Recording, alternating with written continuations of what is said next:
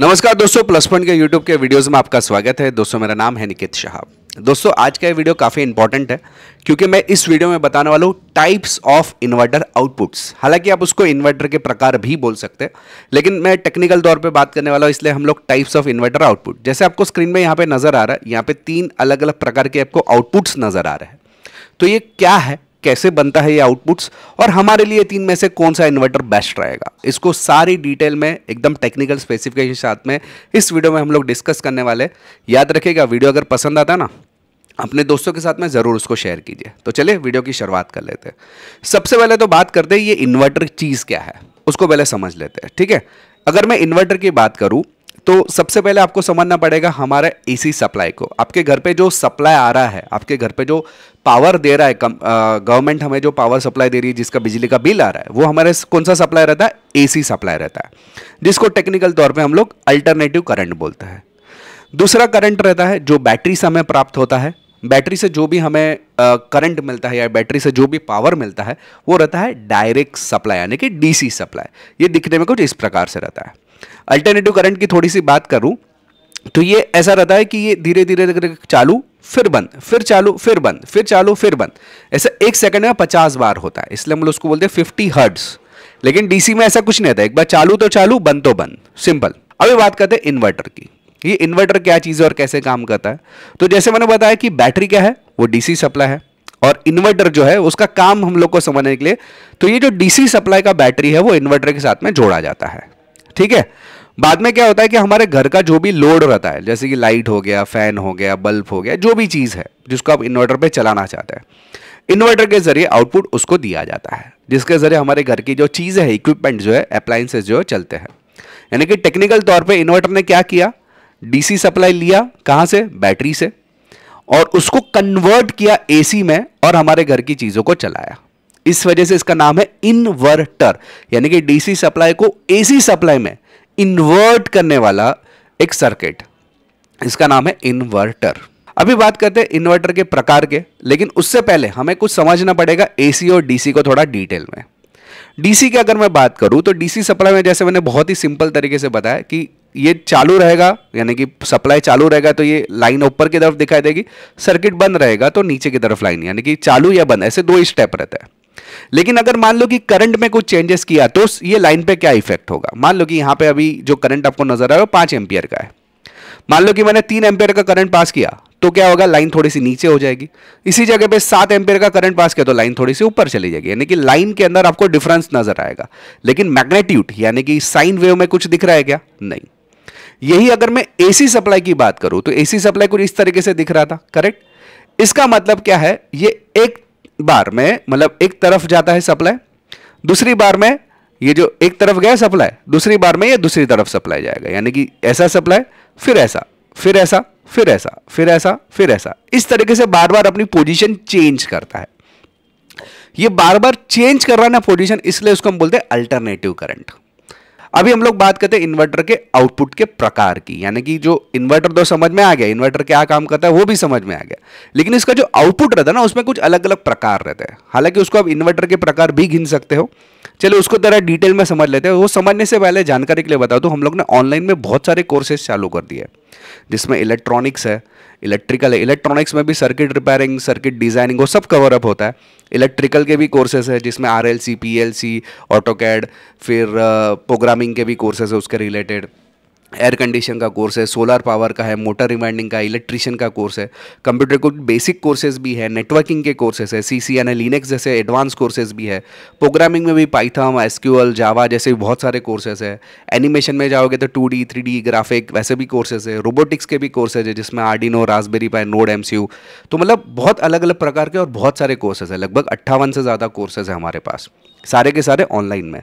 अगर आपको ये कोर्सेज करना है ना तो हमारा एप्लीकेशन है प्लस पॉइंट ट्रेनिंग नाम का, जो कि गूगल प्ले स्टोर पे आपको मिल जाएगा। अधिक जानकारी के लिए मेरा व्हाट्सअप नंबर है, दोनों में से कोई भी एक नंबर पे आप मुझे हाई का मैसेज डाल दीजिए तो मैं सारी जानकारी आपको व्हाट्सअप के माध्यम से भिजवा दूंगा। ओके, समझ में आ गया ऑनलाइन कोर्सेज कैसे किया जाता है। चलिए अभी हम लोग देखते हैं टाइप्स ऑफ इन्वर्टर आउटपुट, यानी कि इन्वर्टर के प्रकार की थोड़ी सी बात कर लेते हैं। तो अगर मैं टेक्निकल तौर पर बताऊँ तो इन्वर्टर के 3 प्रकार रहता है। एक रहता है स्क्वायर वेव, जो कि इस प्रकार से रहता है। दूसरा आता है कॉजी वेव या मॉडिफाइड साइन वेव, आप उसको बोल सकते हैं। और तीसरा प्रकार आता है इस टाइप का, जिसको हम लोग साइन वेव या PWM sine wave, pure sine wave भी आप बोल सकते हैं, या PWM साइन वेव भी बोल सकते हैं। तो ऐसे 3 अलग अलग प्रकार के इन्वर्टर्स हमें बाजार में मिलते हैं। ओके, सबसे पहले मैं बात करूं कि ये जो स्क्वायर वेव है वो बनता कैसे है, यानी कि हमारे बेसिक इन्वर्टर, ये बेसिक इन्वर्टर रहते हैं, वो कैसे बनाते हैं, उसका वर्किंग प्रोसेस क्या रहता है। हालांकि इसके ऊपर मैंने अलग से एक वीडियो भी बनाया है, ये वीडियो देखना है ना तो यहाँ पे आई का आइकॉन दिख रहा है, वहाँ पे क्लिक कीजिए तो उसका पूरा वीडियो का डिटेल्स आपको एकदम डिटेल में मिल जाएगा। लेकिन चलिए ठीक है, बात कर लेते हैं इस वीडियो में थोड़ा सा। अभी यहाँ पे सर्किट देखोगे तो ये हमारा DC सप्लाई है, ये DC सप्लाई से सप्लाई अंदर आने वाला है। यहाँ पे 4 अलग अलग स्विचेस है, नॉर्मल स्विचेस है, और ये चारों स्विचेस के बीच में मेरा लोड लगा हुआ है, यहाँ पे हमारा मेन इक्विपमेंट लगा हुआ है। ठीक है, अगर मान लो कि स्क्वायर वेव के अगर मैं सर्किट की बात करूं तो स्क्वायर वेव का ही सर्किट है और मुझे आउटपुट कुछ इस प्रकार से मिलेगा। तो कैसे मिलेगा, देखो सबसे पहले मैं क्या करता हूं, ये 2 स्विच को बंद कर देता हूं। ओके, तो ये 2 स्विच को बंद किया तो करंट कैसे फ्लो होगा, यहां से ऐसे फ्लो होने वाला है, यानी यहां से जाएगा ऐसा, यहां से होते हुए इधर से होते हुए इधर से ऐसा गुजरेगा। ठीक है, समझा। और उसके जब ये इस टाइप का करंट आता है ना तो ये ऊपर वाला हिस्सा बन जाता है आपका। ओके, फिर जब ही दूसरा हिस्सा यानी कि मैं ये वाले 2 स्विचेस को बंद करता हूं, ओके, ये दोनों स्विचेस को ओपन कर लिया, ये दोनों स्विचेस को खोल दिया, तो क्या होगा, मेरा सप्लाई यहां से ऐसा फ्लो होगा, इधर से ऐसा गया, इधर से ऐसा गया, इधर से ऐसा गया।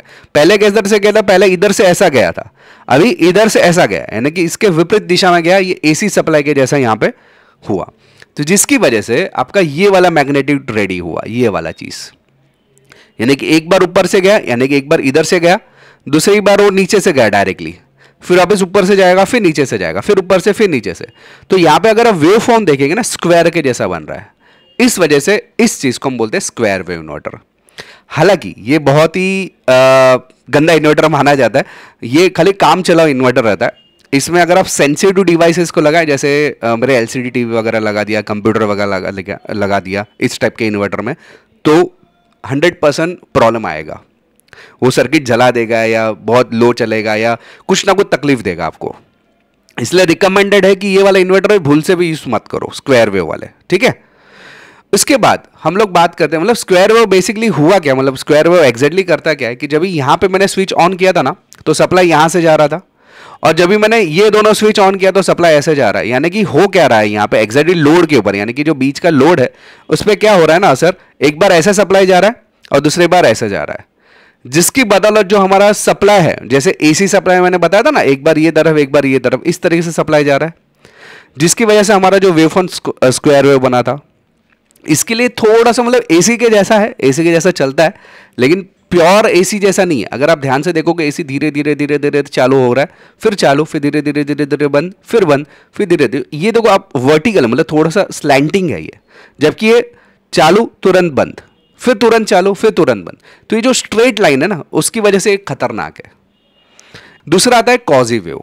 कॉजी वेव सिस्टम उसका जो चलाने का सेम ही रहता है, लेकिन उसको एक कंट्रोल किया जाता है। कंट्रोल कैसे किया जाता है, ये जो स्विचेस जो बंद चालू होते हैं ना उसमें धीरे धीरे करके चालू किया जाता है, मतलब एक थोड़ा सा चालू किया, फिर ज़्यादा चालू किया, फिर थोड़ा बंद, फिर थोड़ा बंद, तो इस तरह से धीरे धीरे धीरे चालू, धीरे धीरे धीरे बंद। यानी कि अगर मैं 4 स्विचेस है अपने पास, तो एक स्विच यहां पे देखो चालू हुआ, उस समय स्विच 2 चालू रहेगा, ये बंद होगा, फिर ये धीरे धीरे चालू होगा।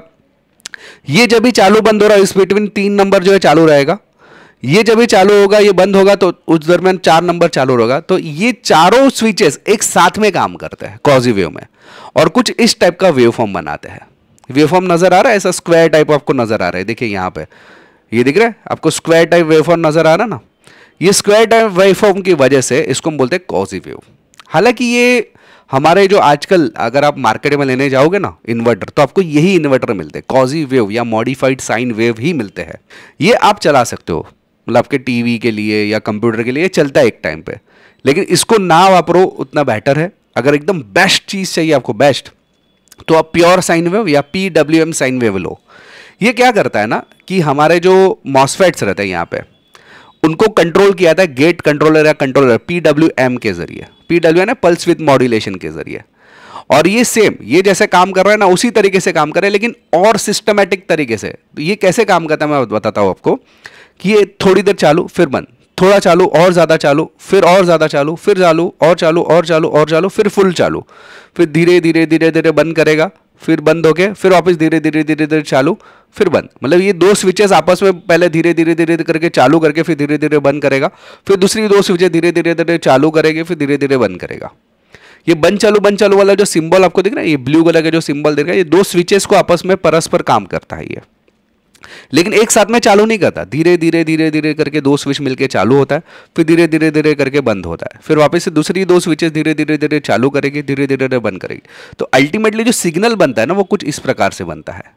ये आपकी साइन वेव के जैसा ही सिग्नल आपको नजर आ रहा है। इस वजह से इस टाइप के इन्वर्टर्स यानी प्योर साइन वेव इन्वर्टर या PWM साइन वेव इन्वर्टर जो है ज़्यादा सही माने जाते हैं आपके इक्विपमेंट के, क्योंकि वो एज गुड एज हमारा जो AC सप्लाई है सेम टू सेम वैसा ही बना रहा है सिग्नल।